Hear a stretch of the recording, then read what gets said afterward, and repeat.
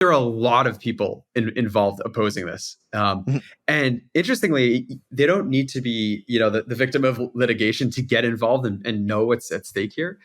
But people like the American Library Association, or the ALA, the Association of Research Libraries, the American Foundation for the Blind, the Electronic Frontier Foundation, the Wikimedia Foundation. So many people that would be negatively impacted by constricting access to laws. And like I mentioned, like let me pull up the name here, but the American Foundation for the Blind.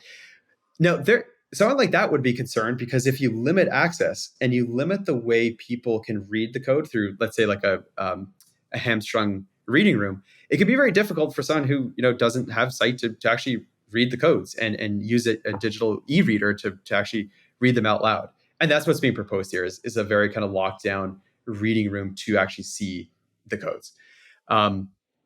Or the Electronic Frontier Foundation that always, advocates for open access to information and in this case, especially laws. So there are a lot of parties that have kind of shown up in a really nice way to, like I was mentioning before, just educate a lot of these folks in DC. Well, and even just Googling, I found one here. The Scholarly Publishing and Academic Resource Coalition, SPARC, is a nonprofit international that, has this whole article on opposing the, quote, Pro Codes Act. Because it's true, even like the name itself is very deceptive, right, in its nature. Exactly. And that's the design. And that goes back to the topic of education and why we have to get in front of these offices, is because it is like a wolf in sheep's clothing. Like it is very much designed to look innocuous, to look very innocent. And it's very confusing in the writing. And when we talk to some of these offices, they are confused. They say like, oh, I thought this bill proposed something else. I thought it was like actually like advancing open access. And it's like, no. This is locking down open access. This is giving private ownership of the law. So I think like SPARC and others are doing a really good job just putting a spotlight on it and saying, hey, this has national implications. This is a really, really contentious and dangerous bill. Man, I'm hearing a lot of parallels to the international BIM standards efforts. And I think there's a lot of controversy because that's just the nature of kind of the old way you always did it and the new way we need to do it. And there's this natural turmoil that's occurring. And I think we can all learn from each other in these different verticals. There's so many opportunities to innovate, but yeah, Nathan, you're exactly right. It's people who might be holding on to like an old way of doing things. And they're like, hey, I don't want to reinvent the way we've done it. Like it's worked for me in the past. Let's just keep going forward. But I think innovation needs to kind of constantly reinvent the way we think about things, the workflows, and eventually get us to a place where it's a lot easier to do our job than it was in the past.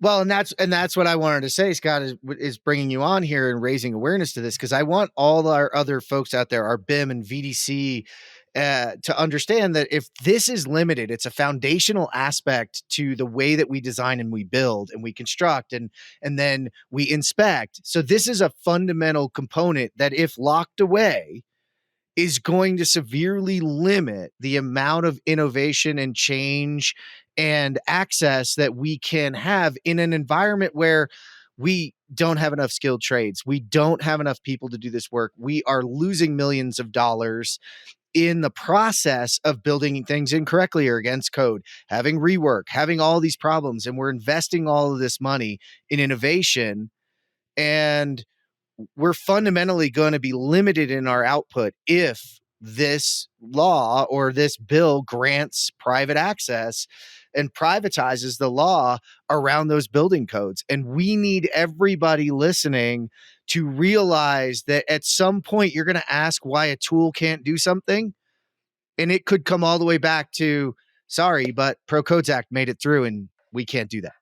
I was exactly going to say the same thing, because every Construction Dorks episode, when somebody's howling at the moon of like, why can't I do this? Why can't I do? And it's all these griping, and it's no. The reason why is further upstream. These things are happening, and it's not allowing us to do this potential that we see, and that's why we have so much pent up frustration and burnout. Is that we see this potential of what we can do, and we don't actually understand all the reasons upstream why we can't do what we see as possible. And that's very disheartening. Like, at least I've been able to see everything that's going on, and I've built more resilience and patience, whatever I think all of us have over time. But yeah, if you don't know all of those things, it can be really, really frustrating to be in this business.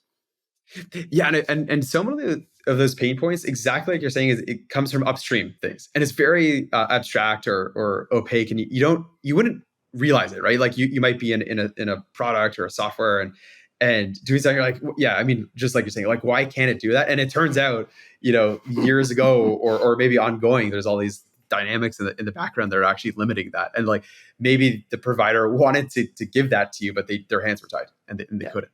And I will mention one of the really helpful things, and even when we were in DC talking to some of these offices, is hearing from individuals.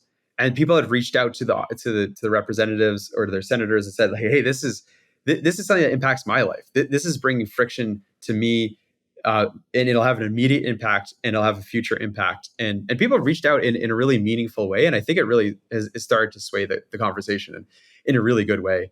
I know EFF had a site where you could, if you put EFF Pro Codes Act or UpCodes Pro Codes Act into Google, it pops up. But it's just a way you can find out who the representatives are and just let them know of those friction points. It's like, hey, this is what my day-to-day looks like, and it'd be made even more challenging if we didn't have access to some of these tools.